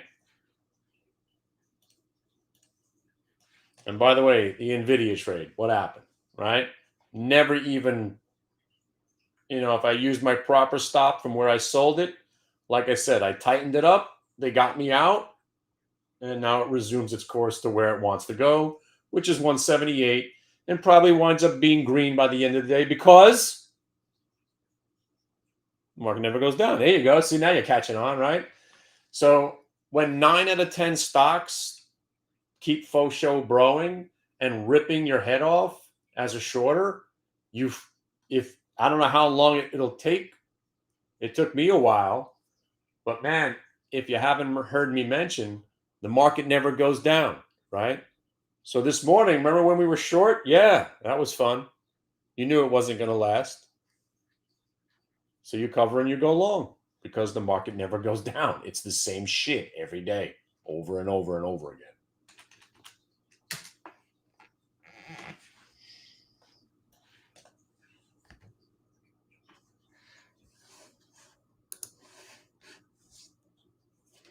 It really is amazing in itself. I mean, it's just, I mean, you're insane, really. I mean, that's not even the word for it. You're delusional. Insanity is something different. Delusional is that you're looking at something that is happening and you're just sitting there going, no, it's not. Oh, it is.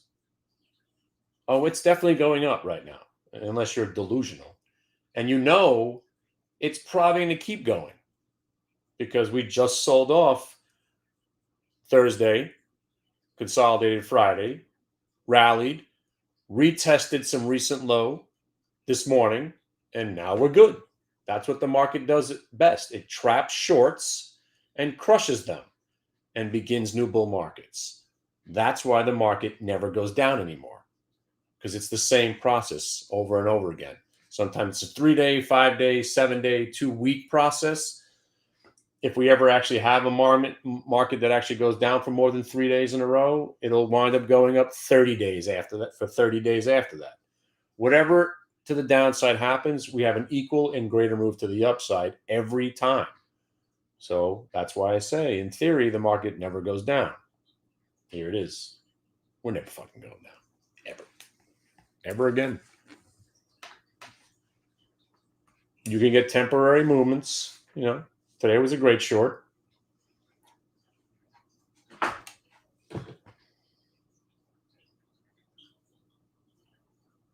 This is why I can't stop talking about it. This is amazing. This is amazing what we're witnessing here. We're literally watching a market that can't go down. I don't know. I'm amazed. I'm amazed by it every day. It is absolutely amazing. I say, where's the money coming from? Who's buying up here? It's all bullshit. It's all bullshit. Just appreciate it. They could click a button and the Qs could be up 30 points today. Doesn't make any sense. There's no reason for the market to rally 22% going into the end of the year after a 50% move off lows, but that's what's going to happen. I don't need to make sense of it. Who gives a shit? Right? Market never goes down. And that's why it's so important. If you are a portfolio person, if you're swing trading, your stock goes down 3 days in a row, end it. End it. No good stock goes down 3 days in a row, especially this year. That's why SRAT, I've been telling you, garbage. Absolute dog shit, right?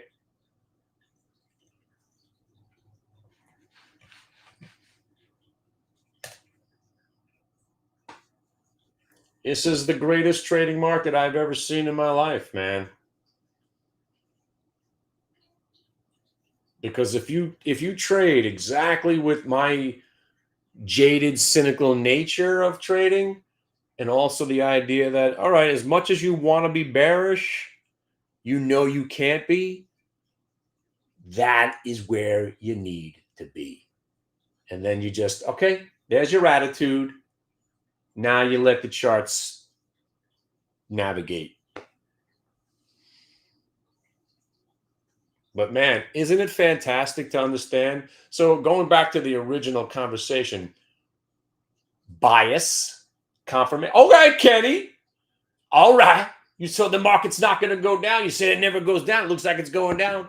And then I say, wait for my bias to be confirmed. Oh, a faux show, bro, VWAP break on the Qs and then test it from on top. There you go. There you go. Bias is now confirmed. Buy stocks and make 6 points. You don't got to be going long here. we're covering our short on the way down, got it stopped out, whatever. You could have started your long positions, but no harm, no foul. Waiting for confirmation of the bias right here. Making 6 points. Ain't bad. And then how else do you confirm bias of bullishness? You know it. It's UVXY. Is UVXY down now? Was it up earlier? Exactamundo. If UVXY goes red, that confirms bearishness is going away. UVXY goes back into the red.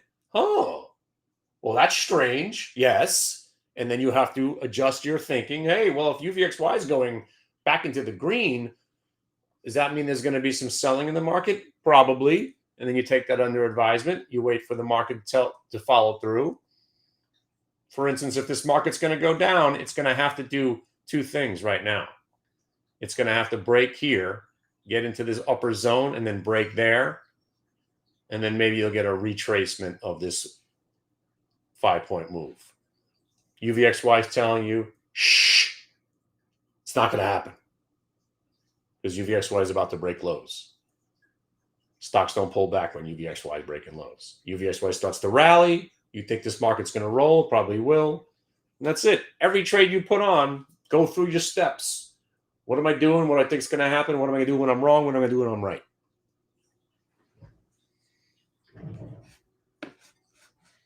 Any last questions? I'm hungry.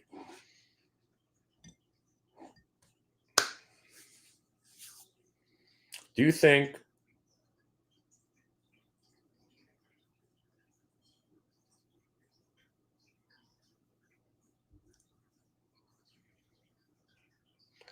tomorrow's good? No, tomorrow everybody tries to get their last good trades in. Listen, Friday after Thanksgiving could be good. You just got to be on point. You got to take the profits because a lot of times you'll get a nice rip and then you roll back over and then you chop. And you're waiting to get out of that same position and you just wind up losing the money. That's what normally is. You'll have a decent open usually, and it's usually bullish. Holiday shortened days are usually bullish, especially in a bull market. But I don't get that question. Hold on a second.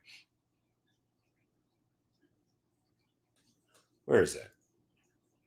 Do you think that's why all sell last week, see all the gains, and you're in the wrong trade?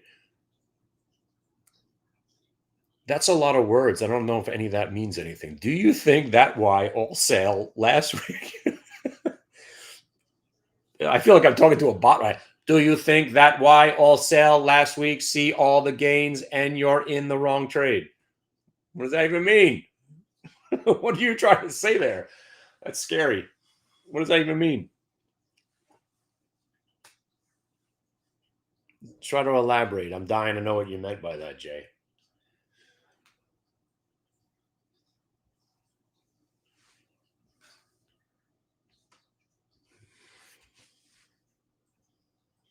Wait a second. Our old pal opened. Going negative. We got to short it. Oh, God. Oh, God. I don't want to put a trade on now. Hold on a second. I'm not doing it. I should have done it already. So what does that mean? Do you think that why all sell last week, see all gain? Oh man, me reading that's making me feel like I don't know. Yeah, that's crazy. What is that? Me card, he good. He card read good.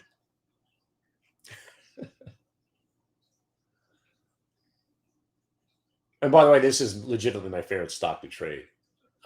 See, if I was paying attention, I would have shorted it already. I'm not trading anymore. I'm done. I should have been long the Qs. But if you want to elaborate on that, I'll answer. I don't know what you mean.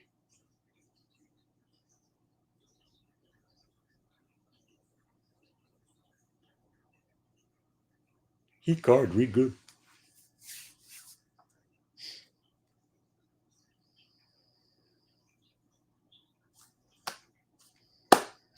But speaking of Fridays, let's see. Who's staying over? My cousins are sleeping over, so it could be a late night. I'm not sure who's staying over. I get cousins, aunts staying. I probably will be here. Maybe I'll schmooze it out.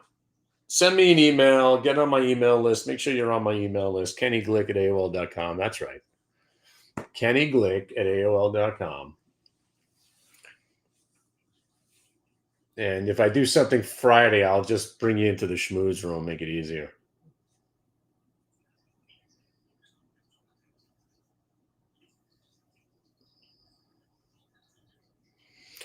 A reversal coming on what? The market? I don't know. I wouldn't be too surprised if we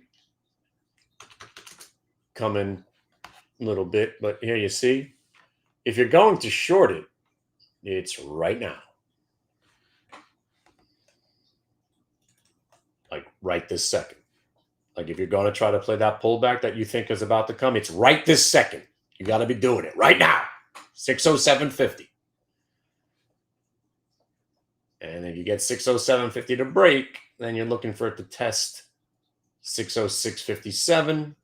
You break here, you'll get maybe a retrace back to the real breakout area, which is 604, which wouldn't be such a bad trade. But right now, if you're going to do it, you got to do it now, right? Like everybody else is doing it right here, right now, because you could identify your risk. You know you're only risking $1. Because if it breaks 608.42, you got to get out.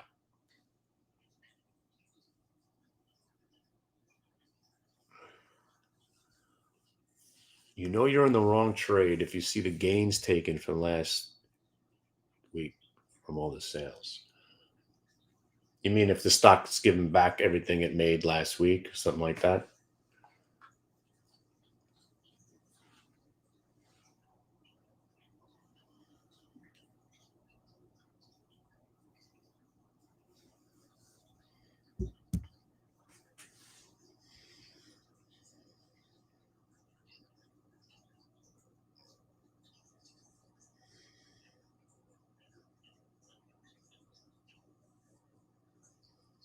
Well, for us, like I said, it's just intraday trading.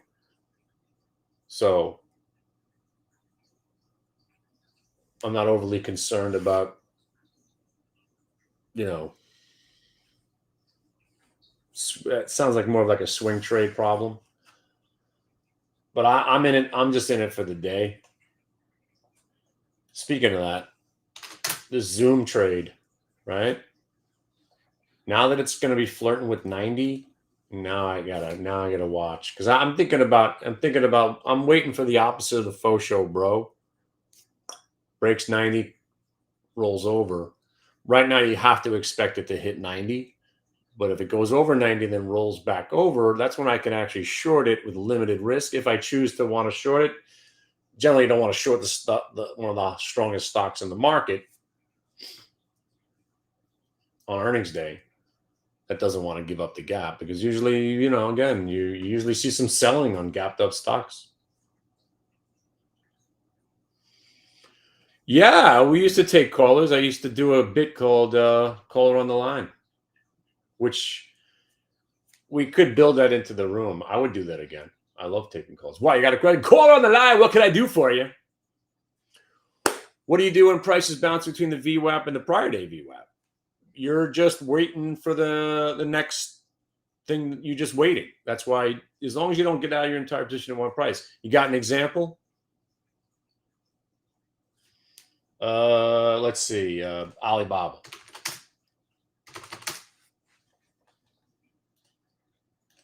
So Alibaba got through the 1 minute, got through the multi-day. So then I look at 2 days worth of data. It's below the 3. So I guess in theory, it's between the 1 and the 2. So for me, if I was still short Alibaba, I look at 3 days worth of data first. At the 3. Let's see what 4 days. Yeah, you're basically there. 5 days. Yeah, nothing's really changing. The stock kind of been flat, right? So when you got something that's VWAP's not helping you, then it's just go back to price, right? So these levels where it tried to get over are your 2 stops.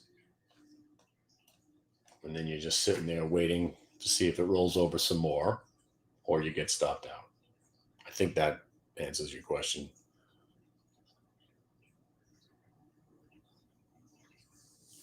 Yeah, I mean, you could trade volume weighted average price on multiple time frames for swing trading also. Love it. You know, when I was super bullish the market coming off the February lows, and then after the power gap in May, and then well, talking about 2-3 years ago, every trade I took was coming out of an extended downtrend. That's what the Kardashian bottoms and the Andy Dufresne's are all about. So any consolidation over an extended period of time comes out like that's ONDS, which is the sickest Andy Dufresne, I think, of the year.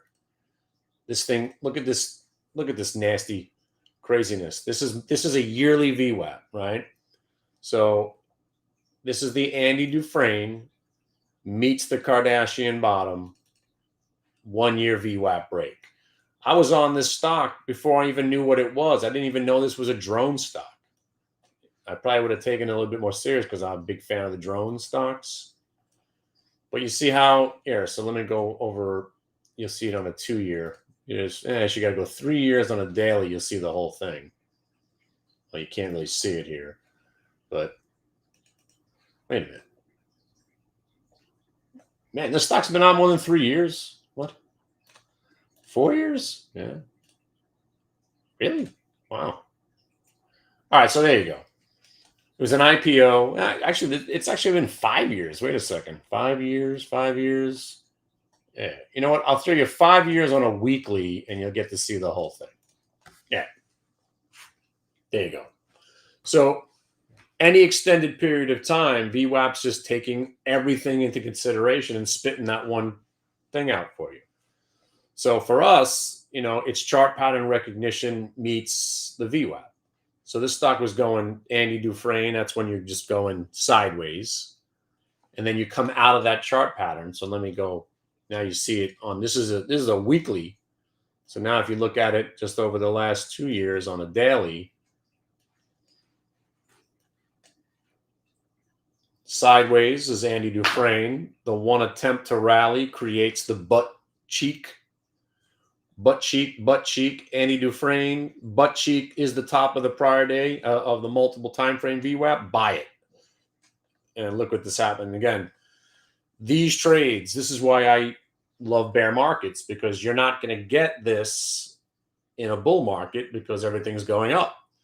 That's why when Carvana crashed a couple of years ago, this became my favorite trade.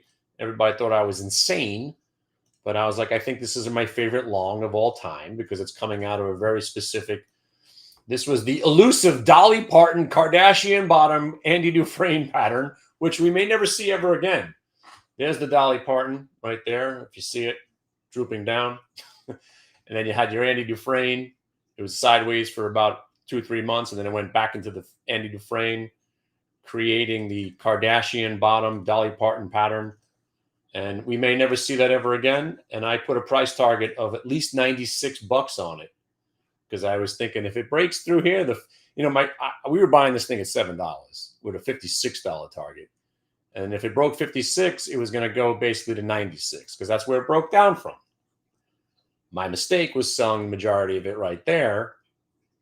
Mistake. We bought some $50 calls for $5. We wound up selling them for like $30, $40, and they wound up going to 250, which is pretty. I'm still a little hurt over that. Let me put that in perspective again. It was a $5 option. It went to $200 from $5. That's why you don't sell it all at one price. I mean, I didn't, but and you know when we bought them at $5, they went to $1 because we were wrong for a little while. And they disintegrated, and we thought we were done. And next thing you know, woo, selling them at $20 and $25, and then they went to $200. What was my point? Oh, right. Chart patterns. They replicate. So if you learn these on a daily basis, then you just take it and use it on bigger time frames. It all works. That's why once you get to know market mechanics and chart pattern recognition meets the VWAP, you'll be in the right place at the right time for the rest of your days.